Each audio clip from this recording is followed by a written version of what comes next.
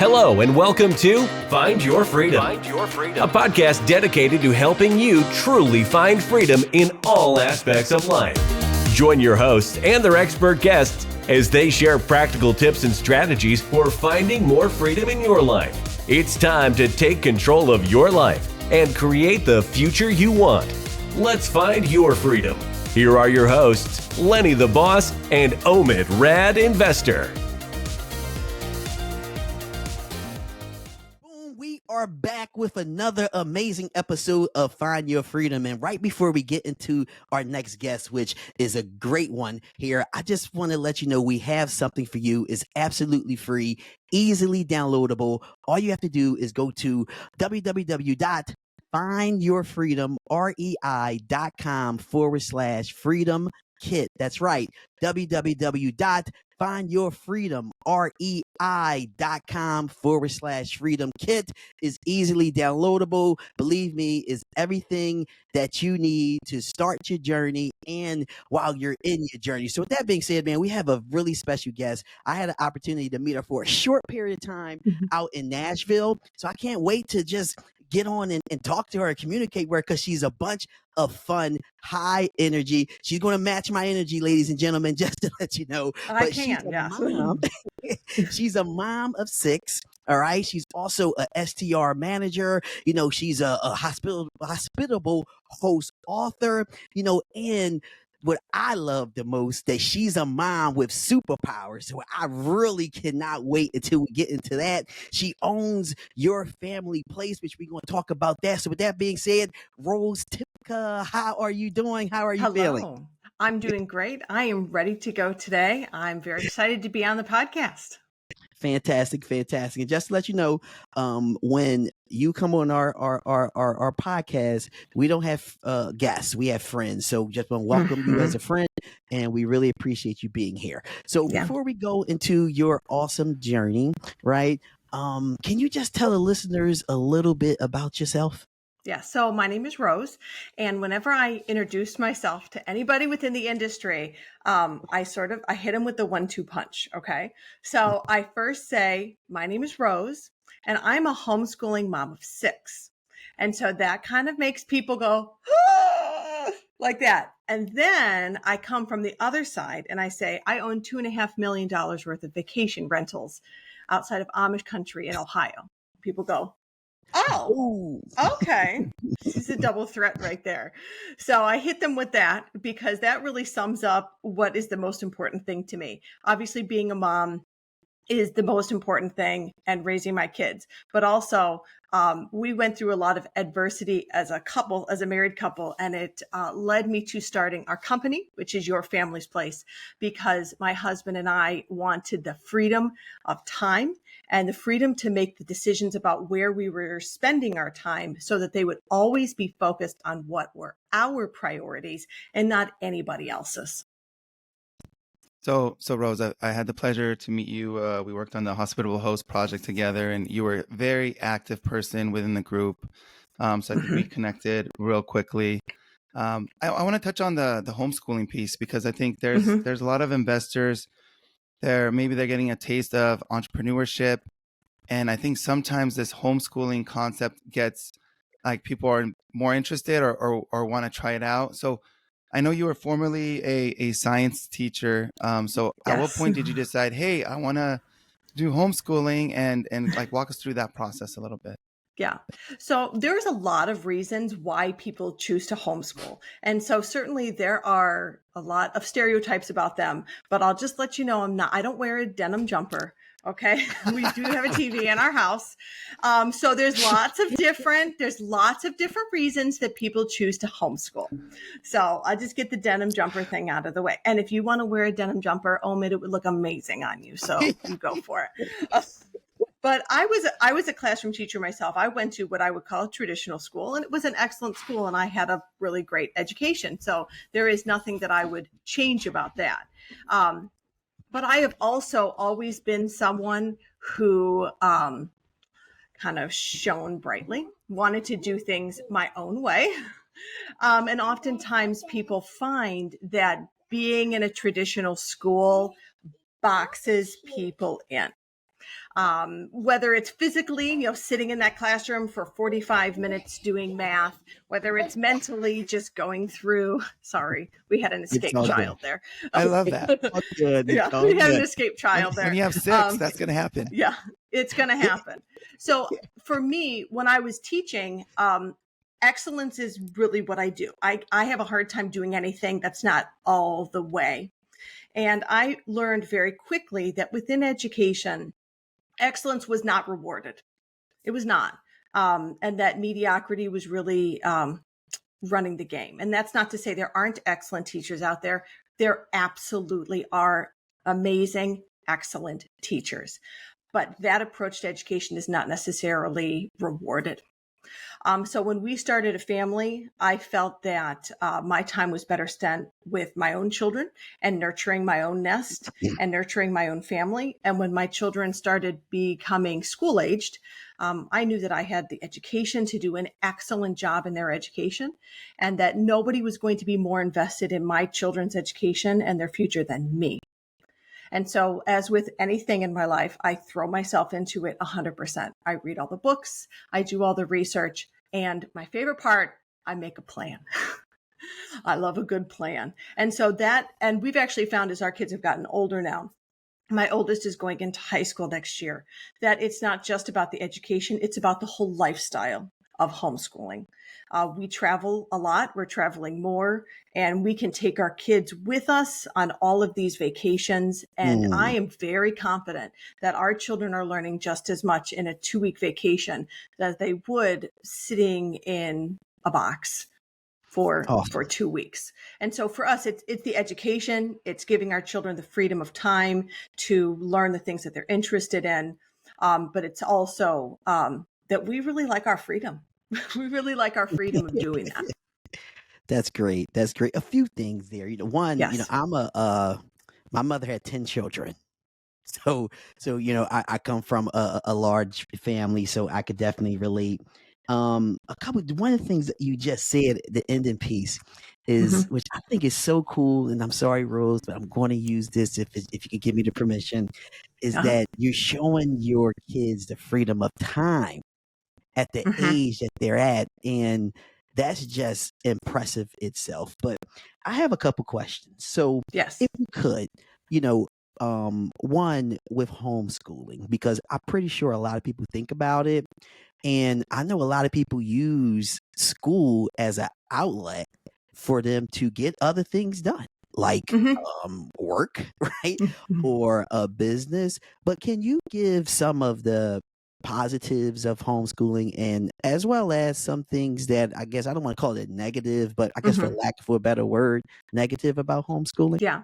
So first of all, we often have this idea of school that it involves a teacher standing at a blackboard, writing down facts, and that the children are just sitting there like absorbing the facts. Like that's, first of all, we all know that that's not how anybody learns. It may be how some people teach, but that's not how anybody learns.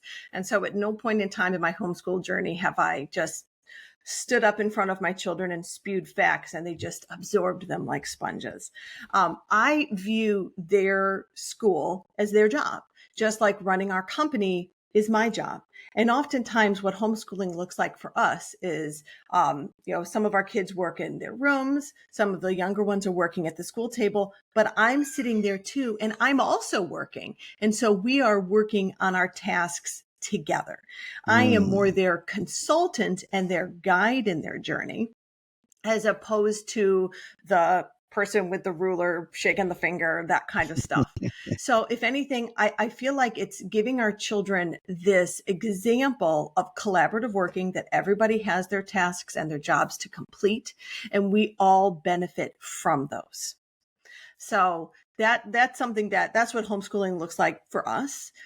Is all of us working collaboratively. My husband has his office area and he has desks set up in there. So sometimes the children will be downstairs, collaborating or working with him. Sometimes they're in my desk in my office area and they're collaborating and working with me. But the goal, at least, and this is hard with children, is that at least we're all in the same boat and we're trying to paddle in the same direction. Sometimes it's So, easier said than done.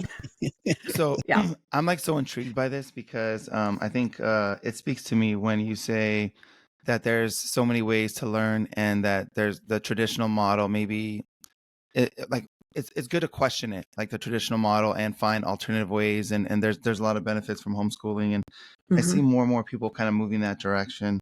Um, you're a planner, so not everybody's a planner. So give I am.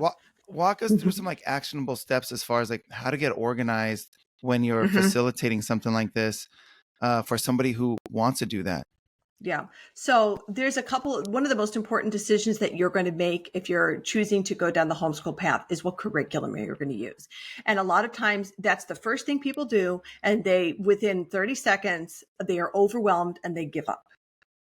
And that's completely understandable. So one of the most important decisions that you're going to make is what curriculum and what path you're going to use. And so one of the things that I have done that has helped me make the right decisions for our family is to talk to other parents who are farther along in their parenting and their homeschooling journey and ask them, what did you use? I mean, I don't need to reinvent the wheel. I find other people that are living the life with the children that I would hope that my children would be like in the future, be that, knowledge wise, behavior wise. What are your secrets and what can I learn from you? Then once you find a curriculum and you find a path that works for your family, just stop looking. Okay. So is this the same rule when you're like trying to find a wedding dress? I don't know if this ever happened to you guys or anything, but when you're trying on wedding dresses, I the hope not. choices are endless. Okay. Like you can spend weeks trying on dresses and never get the same one twice. But once you pick a dress, stop looking. Okay. Once you pick a curriculum and it works for your family, stop looking. At the end of the day, there's so many different math curriculums, but goodness gracious, they all teach math. So if it works for you, just stop looking. One of the things that I do during the summer to set us up for success for the rest of the school year is I have a spreadsheet and I list out 28 weeks of school and all of the assignments that we're going to do in those 28 weeks. We're going to read these chapters in history. We're going to do this unit in science. And every day we do a math and grammar lesson. Like it's not rocket science. You have a plan. It doesn't have to be fancy. It doesn't have to be sophisticated, but you have a Mhm. plan and you execute it on it. That's great. That's great. I tell people that all the time, right? You have to have a plan. And I use the analogy of destination, like driving the Mm-hmm. car, right? Like there's not too many people that just jump in the car and just drive, Mm-hmm. unless you kind of got something going on up here that, all of us like, oh, but you normally have a plan to go somewhere. And that's what you should do with every part of your life. Mm-hmm. One of the things that I also heard you say is that, you know, find someone that already is doing it Mm-hmm. and talk to them, communicate with them, and get all the goods and all the stay away froms, from Mm-hmm. them. So I think that that's an awesome gem. So let's move this story along. So school teacher, super mom, and you homeschooling, your children. I guess where did real estate come into play? Yeah. So I actually covered this in my chapter of Hospitable Host Volume 2. So if you guys don't have that book yet, everyone needs to hop onto Amazon, There you go. order that book, Hospitable Host Volume 2. But what happened for us, it was very unexpected and it was unplanned and it unfolded gradually. But looking back, it all was certainly creating good things out of bad situations. So in 2015, my husband was in a very bad car accident. He was working in the oil and gas industry, and he was on his way to a conference, a work conference, and he was hit head on at full speed. And we had 4 kids at the time. The youngest was a baby, and my husband he was so injured that he actually lost his memory and he couldn't tell the hospital who he was. And his phone and his wallet and everything were still in the car. And so they weren't able to figure out who he was for a few hours. Um, He had a very bad concussion. He had a cracked sternum, cracked ribs, all of that kind of stuff. Now, I do have to sidebar this story because my husband always says that I'm not clear about this. He's perfectly fine now. Okay. He's perfectly fine. Okay. It's like, people are going to think that I'm broken. You're fine. Okay. He's living his best life. So this turns out just good for him. Okay. He was in a bad car accident. He's fine now. But it took the hospital a couple of hours to figure out who he was. And they had to do a lot of like really deep detective work. I'm just like going about my life and, doing math lessons and all that kind of stuff. And the hospital calls and said, your husband's been in a very bad car accident. You need to come immediately. And they wouldn't tell me anything else. I was like, is he alive? You just need to come. That's not what I asked. But it was during that recovery that my husband told me that his career was not what he wanted to be spending his time on. It was not fulfilling him, that he was not going to die on the way to a work conference, and that we needed to pivot and we needed to do it hardcore. So that put us into a phase of our life. We were trying to figure out what was going to be. What was it going to be? I was not interested in going back to a traditional classroom, and I was not interested in giving up my life being with our kids because I feel that there was nothing more important for me to be doing. So I tried lots of different things to get him to do. Go work for a different company. He has very specialized knowledge in the oil and gas industry. Go to law school, but he was really just focusing on healing himself. And I was focusing on supporting him in that because at the end of the day, he's my partner. He's the love of my life. And I plan on spending the rest of our lives together. Beautiful. Yes. So now here's the next roadblock. Now, gentlemen, I don't ever recommend doing this to your wife because not everybody is as fabulous and forgiving as me. My husband went out. My husband went out. It's a good one. My husband went out and he bought a 19-acre property. I told him that I was not interested and I did not want to do it, mostly because I was about 10 months pregnant at the time. I said, I don't want to do this. This is not what I want to do. I just want to have a baby. He went and bought it. And then he didn't tell me. And okay. He did not tell me. In his defense, I did have the baby the next day because it was an auction and he sort of won it by accident, but I don't know how you do that. And so the very next day I had a baby and he's like, yeah, this is not a good time to tell Rose that I just won this auction that she told me not to buy anything at. And so I did not actually find out for 6 weeks. Oh, it wasn't. Man. Yes. Once you go down that path, you can't really back yourself out of it. We ran into our friend who's our real estate agent. She's like, hey, we close on the property next week. And I said, excuse me, we didn't buy a property. What are you talking about? You are kidding. And that is how we got started in vacation rentals. Yes. So the property that he bought, go ahead. You want to ask? Oh yeah, no, I mean, yeah. So I just want to just pause real quickly. So there's life sort of reflecting moment. And through that moment, the conclusion was, hey, maybe we should look into real estate. There maybe wasn't an agreement on how that vision would look like. And I think your husband took kind of like that executive decision. And walk us through that conversation after the fact and kind of like where it's led you today. Yeah. So I will say, even though he did something I didn't want him to do, he also says, I have to say this, he was right. He was absolutely right. He was right. When do we get to meet him? I can say that. He's sort of like, the TV show Home Improvement. He's like Wilson behind the fence. He likes to be the man of mystery. But the property that he ended up buying, it was 19 acres. It was wooded. It had a 2-acre private lake. So our house is the only house on that lake. The house itself was a dump. But I had a lot of experience with home renovations and all of that kind of stuff. And so once I went over there and I saw it, I'm like, wow, this is like a private lake in the middle of the woods. It's pretty awesome. We can we could do something with this. So his thought was, we'll just put a long-term renter in there. And I'm like, for selfish reasons, I want to be able to come over here and fish and swim and kayak. I want our kids to be able to do that. If we're putting a long-term renter in here, we're not going to be able to enjoy it ourselves. So let's just try this thing called Airbnb, Vrbo, vacation rentals. Maybe we'll make some money, maybe, but we can just go over there and enjoy it ourselves too. So that was sort of the thought process of how do we make some money to make up for the fact that we bought this, but also have the ability to enjoy it ourselves with our family.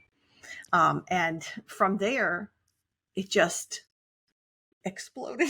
It just went from there.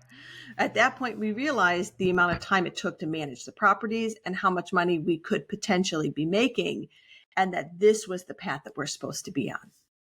That's great. Well, first and foremost, Rose, I'm going to tip my hat off to you because you are an excellent woman. I'm not sure if my wife is going to sit here and forgive me for, not for one, purchasing the property, right?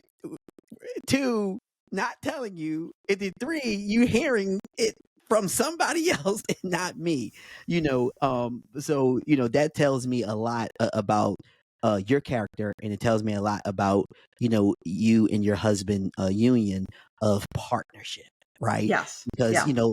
just because somebody do some things, right, doesn't mean that it crumbles the whole situation.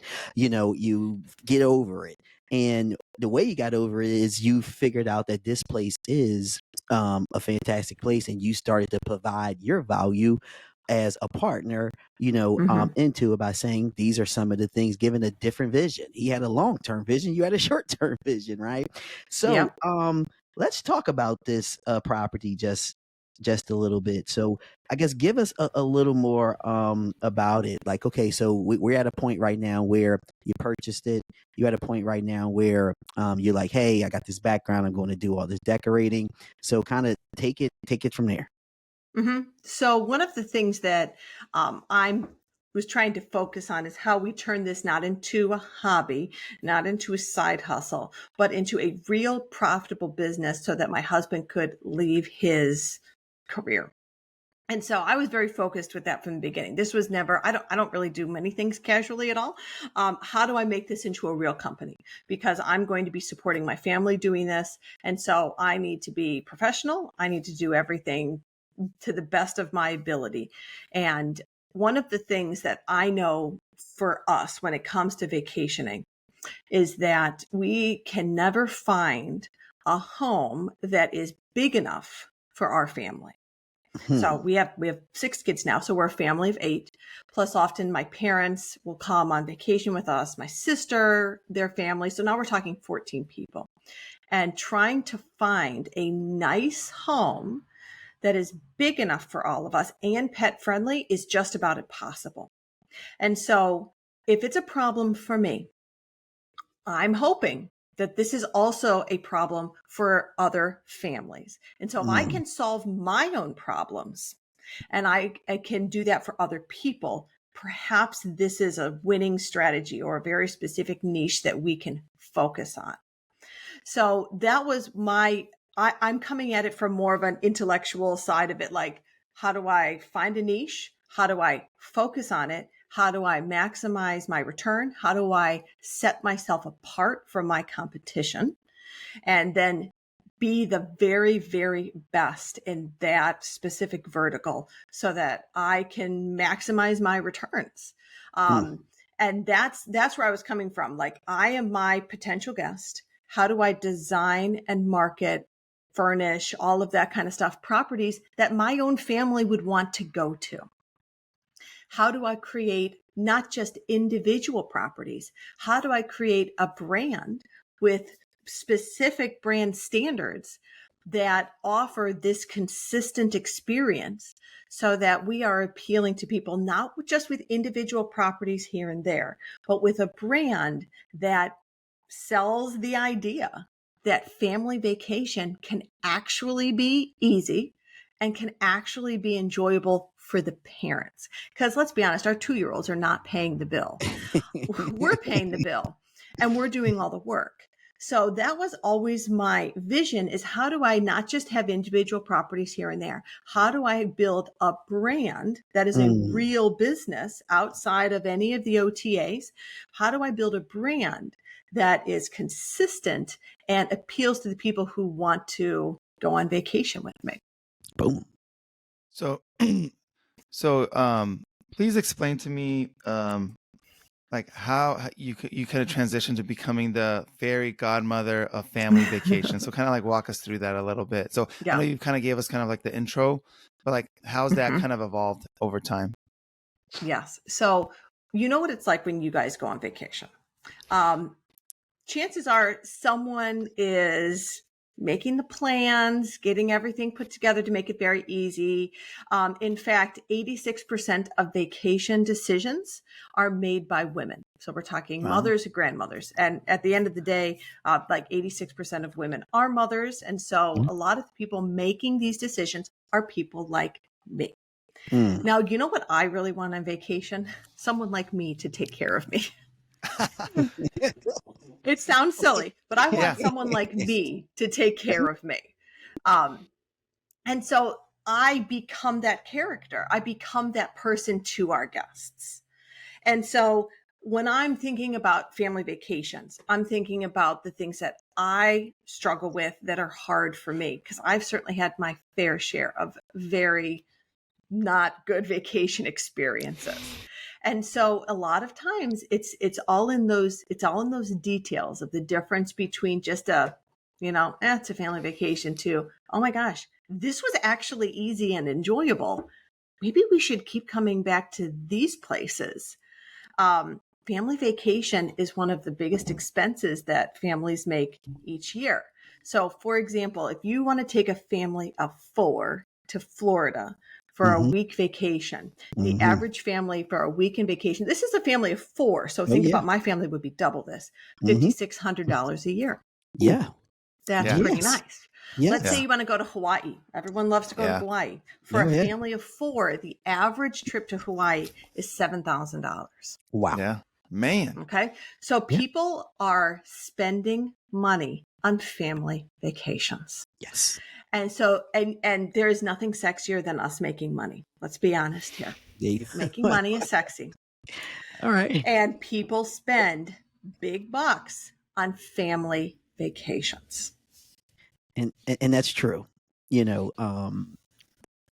For one, sometimes we don't know how to say no to our kids, so, even that budget that we go down with always get blown, out the water. So I guess talking about numbers, I guess like what kind of numbers and returns are you getting on your properties? So right now we have 3. We have 3 properties that are local to us, and all of our properties have some standards that are consistent across them. First of all, they have 4 or more bedrooms. So our smallest property sleeps 14 people. They have a large acreage around them. So when our guests are staying with us, they have privacy from the road. They have privacy from neighbors. They're tucked back into the woods. You could walk around in your birthday suit and you're just going to be shocking the wildlife. That is the level of privacy that we are providing to our guests. Okay. Yes. So that's one of the things that we're really leaning into, is that level of privacy. We also outfit all of our homes, and we think about them in terms of like mini family resorts, but your family is the only one there. So we have full game rooms. We have disc golf courses at our properties, which are it's a really fun, unique thing. So if you could go out and play disc golf and you're entirely on our property and you still have privacy, you're not seeing that. One of our properties has a really great creek, because I know my kids love to just lay in the mud and create extra laundry. 2 of our other properties have private lakes. One of them has a 2-acre stocked private lake for fishing and swimming and kayaking and canoeing, all of that kind of stuff, all of that like classic summer vacation fun. Our other one actually has 2 lakes, and it has a waterfall that connects the 2. One of the lakes has its own swimming beach. So it's like going to the beach, but you don't have to share it with anybody else. It's just your family. We have hiking trails and zip lines, all of that kind of stuff. So we've tried to create an entire experience to entertain your family. So it's fun for everybody, not just the little ones. Man, that's great. I love the idea of having kind of like your own private oasis, and you get to do Yep. whatever you want, whatever you like, whatever you enjoy, and that might be different for the 10-year-old to the 40-year-olds, and so, but you have kind of a little bit for everybody. I know you've also kind of within the book you talk about the communication piece and how that kind of sets you apart. Can you kind of walk us through some actionable things that maybe somebody that wants to replicate some of the things that you're doing to kind of create kind of a more personalized experience as well? Let's say they don't have access to, the waterfalls and the creeks, but maybe they want to do it on the customer experience side. Could you share that? Yes. So one of the books that I recently read, it was in the fall, it was called Never Lose a Customer Again. And I would highly recommend somebody who is looking on dialing in their guest communication to go ahead and read that book. And so I was working on implementing some of the strategies in that book. And that has helped me stand out from a lot of hosts, because while some of my communication is definitely automated, enough of it is intensely personalized so that guests know that their family's vacation is important to me personally, and that I will take excellent care of them because I tell them I will. So the first thing that happens is when that reservation comes in, it comes in through my PMS, I will record just with my phone a very quick, less than 20-second video where I say, hey, this is Rose from your family's place. Thank you for booking Middle Haven in July. And then I tell them, and this is an important part, I tell them, you can relax and know that we are going to take excellent care of you. So I tell them right off the bat, relax, I've got you covered. I'm going to take good care of you, because that's what a mom would do, right? That's what a den mother would do. She would tell you, relax, I've got this. So I tell them that. I tell them that right out. Relax, we're going to take excellent care of you. So I text them that video, and they get that pretty much right away.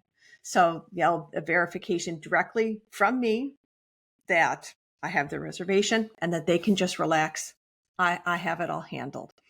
I do send them a letter in the mail as well. And so I'm sending that to their house, thanking them for booking and asking them, is there anything that I can do to make your vacation relaxing? Is there anything I can do to make your vacation special? So they're getting some of those personalized touches right at the point of booking, because one of the things that happens when we spend a lot of money is that we often have buyer's remorse. Our guests spend a lot of money to stay with us, and they're putting a hefty deposit down. They might not stay with me for a year. So I have the use of their money for a year, and they're just taking it on faith that they're going to have a great vacation. So I want to hit them with some good dopamine to know you made the right decision. Good job. And I'm going to take care of you so that we can fend off that buyer's remorse. I also call them on the phone the night before their reservation. And I ask them a very important question. Do you have any questions for me before your arrival? The most popular question I get is, where's the grocery store? I get that. I'm a mom. Like, I got to go to the grocery store. And so they want to ask, those kinds of questions. So I give them that opportunity. I know what it's like the night before vacation. You're running around the house, shoving everything in the bags, and you're just trying to just get out the door. It's all we have to do. I know exactly what that feels like. So I want to insert myself at that moment and say, how can I help you? Do you have any questions? What can I do? And those kinds of personalized touches are going to set any host apart from someone else who's automating everything. You know what? I'm going to tell you. That's freaking great, right? Because we live in this world of what you just ended on is automation. Everybody's looking for this efficiency way of doing things, right? Now, you mentioned you just take your phone out and you record yourself a quick message. Truth be told, that could be the same message that you can send over and over again from the automated perspective. But what's great is when people get that message, they know that you just did that. and they Mhm. know that, and they feel, you make a person feel like you're making me feel great right now, right? And you make a person feel that they're going to want to come back over and over again, you know, because they feel as though this ain't a vacation anymore. They're kind of Mhm. coming to with like you're like their friend, right? Like Mhm. you're like you're not even like this I'm the fairy concierge. godmother. I'm the You fairy yes, you godmother are of the your fairy. family's Yes, vacation. yes, you are the live fairy godmother. So there's a couple other things I was listening to a few things, and you have these to continue to build on your success. You have these comment cards or something like Yes. that, right? Can you Mhm. share just a little bit about what those comment cards are? Yes. So our comment cards really serve three different purposes. They have three questions on them. So I don't want to overwhelm guests.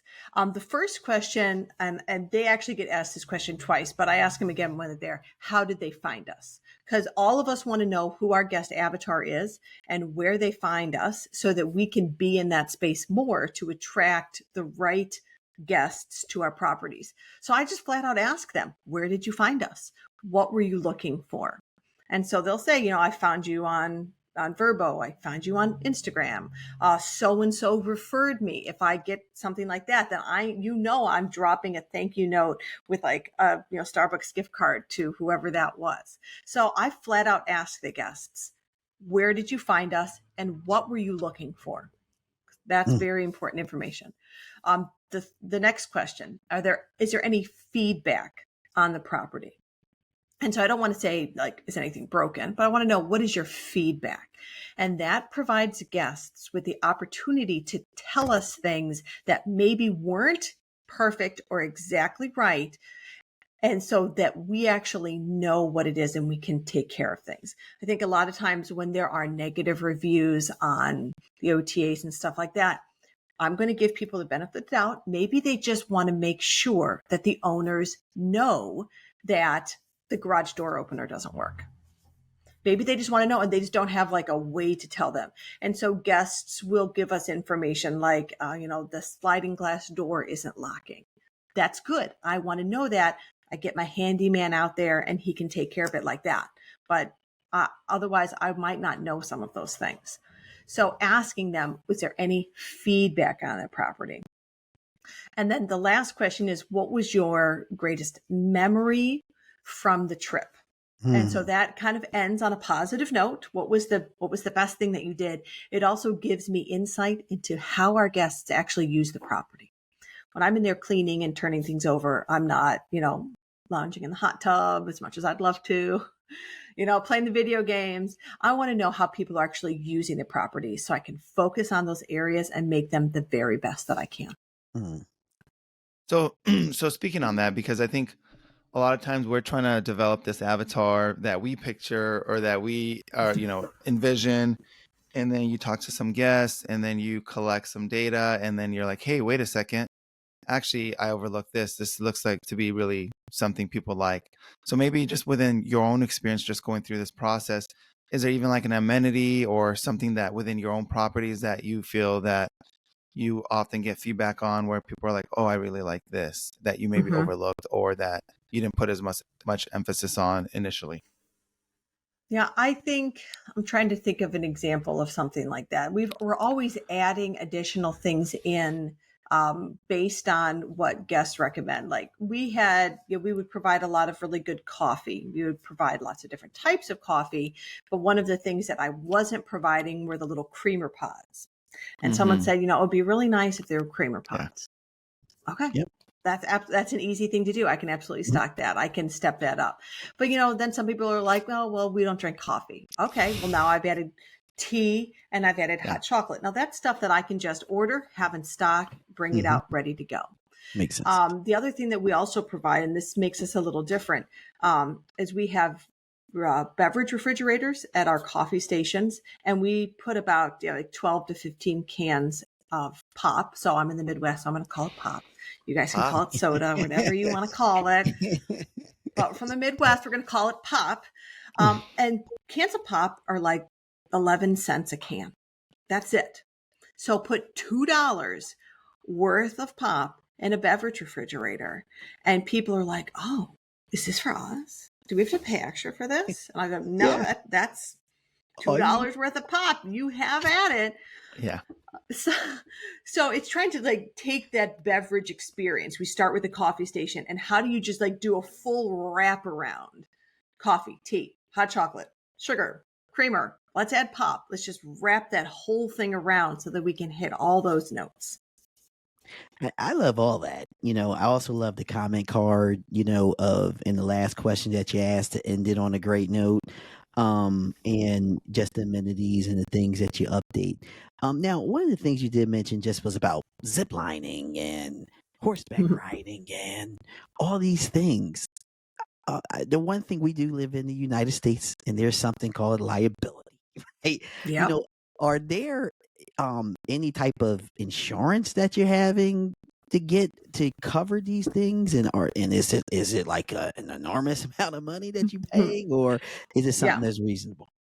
Well, first of all, we don't have horseback riding. We Okay. don't have horseback riding, but I do know of different horseback riding stables in the area. And if people ask that, then I'm glad to refer them to places where they do horseback riding.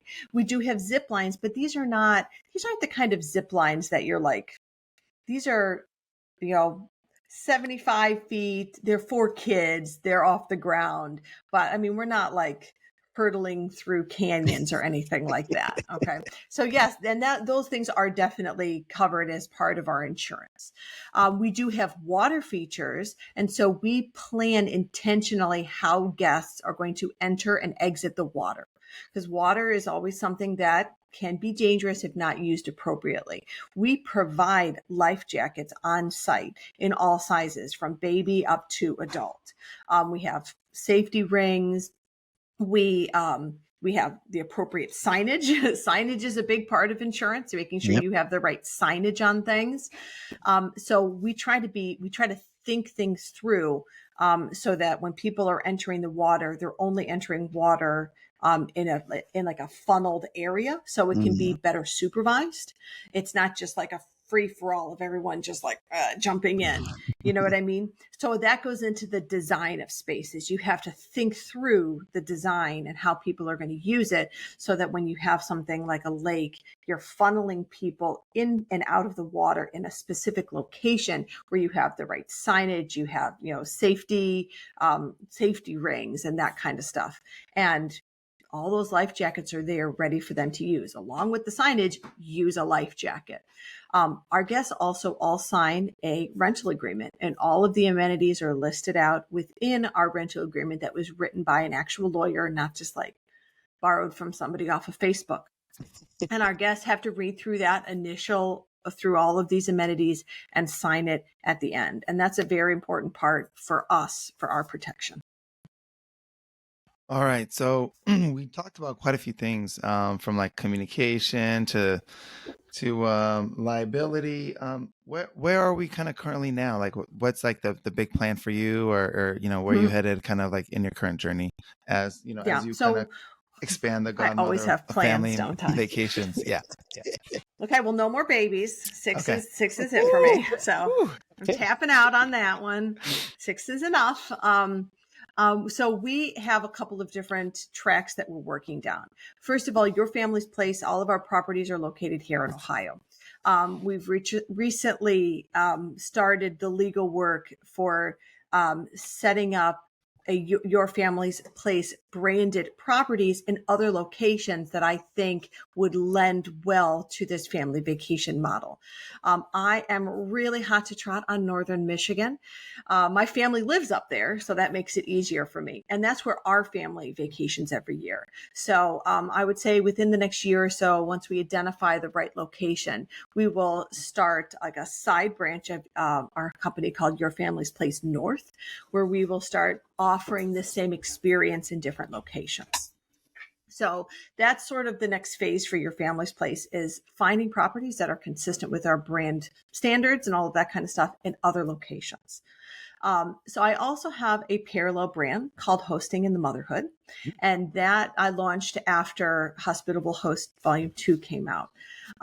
So if you guys know of any other homeschool moms of 6 in the vacation rental industry, you have just got to introduce us because we are destined to be friends. But I also know that 56% of hosts are women, and more than almost 86% of them have children. So the hosting industry looks like me, maybe not with 6 kids, but they look like me.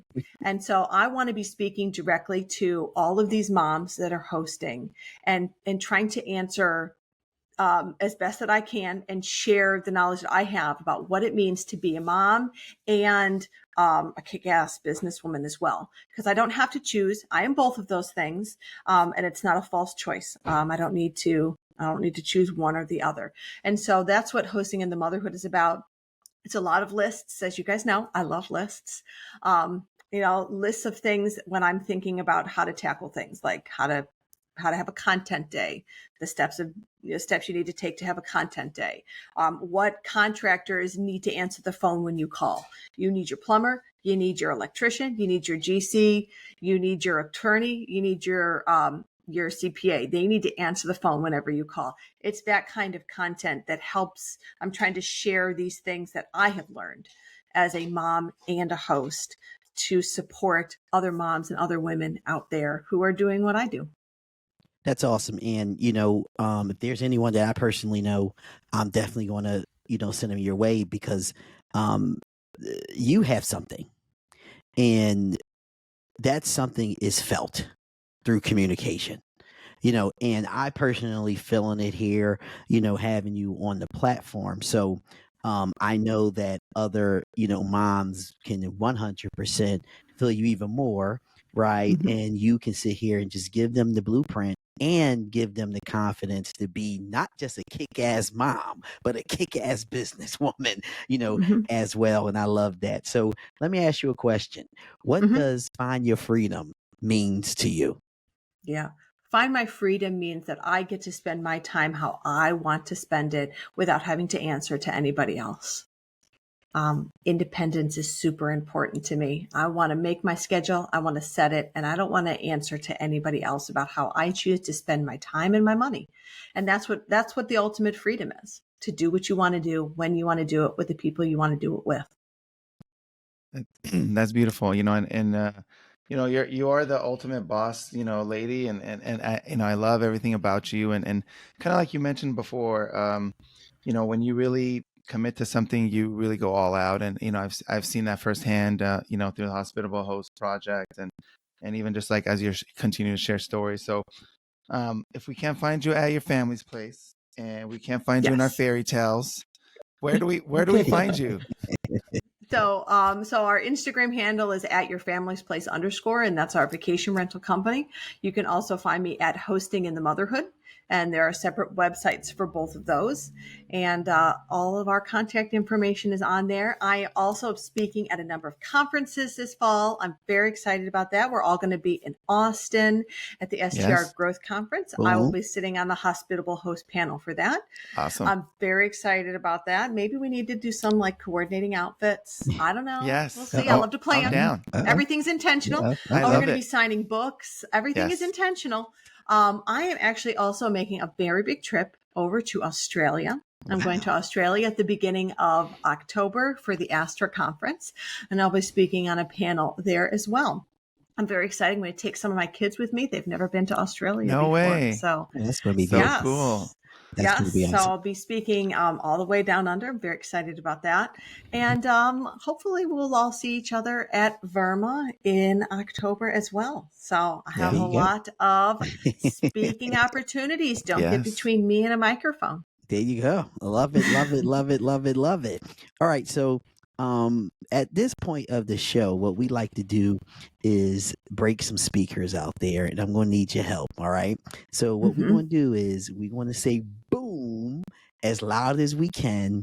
I'm going to count to 3, 1, 2, 3, and in a uniform manner, all of us going to say boom as loud as we can. Everybody got it?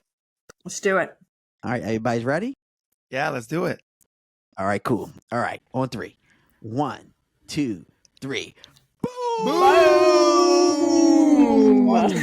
Awesome. Check this out here. You're going to love this episode. And these are one of these episodes that you download and you listen to it this week. You listen to it again next month, and you listen to it again and again, because there are just so many nuggets and so many little things that you're going to miss the first time, but you will pick up the second time. And on top of that, she is a badass mom and a badass businesswoman. And all she wants to do is make sure that others can sit here and follow that blueprint. So follow her. Go stay at the Oasis, because it's an amazing place. You know, your family place, Oasis, we're going to call it here, you know, because it's absolutely amazing. All right. Now, we also need you to listen to our episodes and leave us an honest 5-star review, because that's how we are able to get more and more and more guests just like Rose on this platform. Now, make sure that you take this episode and you share it with all your friends. Share it with everyone that's in your contacts, your mother, your brother, your sister, your cousin, your aunt, your uncle. Share it with all your coworkers, the ones that you like and the ones that you don't. Until the next episode of Find Your Freedom, we talk to you soon. Peace. Thanks for listening to Find Your Freedom. Be sure to subscribe wherever you listen to podcasts. While you're at it, please help us spread the word by leaving a rating and review and sharing the podcast with friends, family, and colleagues. Until next time, get out there and find your freedom.